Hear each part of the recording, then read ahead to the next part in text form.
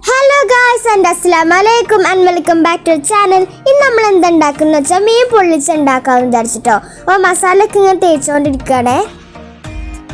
മസാലയൊക്കെ തേച്ചതിന് ശേഷം കുറച്ചു നേരം ഫ്രിഡ്ജിൽ വെക്കാമെന്ന് വിചാരിച്ചു കേട്ടോ. എന്നിട്ടൊരു ചട്ടി എടുത്തിട്ട് അതിലോട്ട് കുറച്ച് ഓയിൽ ഒഴിക്കണം. എന്നിട്ട് നമ്മൾ ഫ്രിഡ്ജിൽ വെച്ച് മീൻ എടുത്തിട്ട് ഓരോന്നോരോന്നായിട്ട് ഇടണം. അപ്പോഴത്തേനും അത് ഫ്രൈ ആകുമ്പോഴത്തേനും നമുക്ക് വലിയ ഉള്ളിയും തക്കാളിയും അരിഞ്ഞു വെക്കണം. എന്നിട്ട് നമുക്ക് കറി ലീഫും വേണം, പിന്നെ പച്ചമുളകും വേണം. എന്നിട്ട് നമ്മൾ വേറെ ചട്ടി ഇട്ടിട്ട് അതിൽ ഇഞ്ചി വെളുത്തുള്ളി പേസ്റ്റ് ഇടണം. എന്നിട്ട് നന്നായിട്ട് മിക്സ് ചെയ്യണം.